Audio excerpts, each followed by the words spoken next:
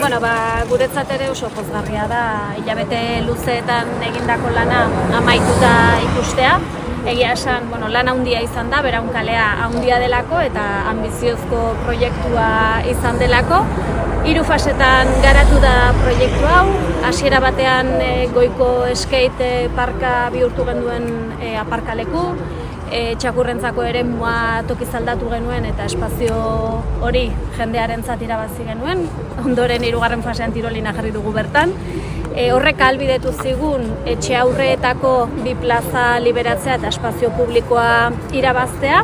Eta azkenik Beraunkalearen beraren urbanizazio prozesua izan da 3. fasean garatu duguna.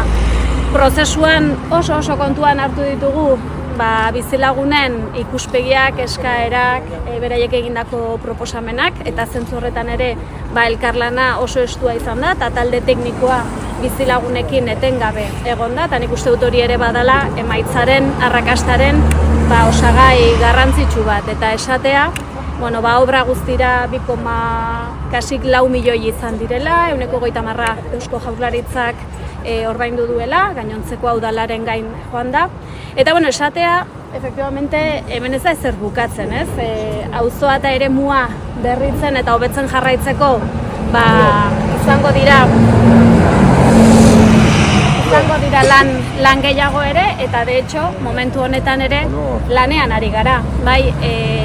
Nolabait Beraunkalearen irisgarritasunaren ikuspegitik, Galtzaraborda etorbidearekin ondo lotzeko lanean, badakizu hemen Beraunkalearen erdialdera igogailu nolabait lerro bat eraiki genuela, institutuarekin Beraunkalea ondo lotzeko, baina oraintxe obrak egiten ari gara pontika Beraunkalearekin ahalik eta ongien ere lotzeko, ez? Orduan, Beraunkalearen eraberritzea bukatu da, momentu honetan irisgarritasun vertikaleko lanekin nolabait irisgarritasuna hobetzen jarraitzen dugu eta etorkizunean ere jarraitu beharko dugu gure auzoak hobetzen.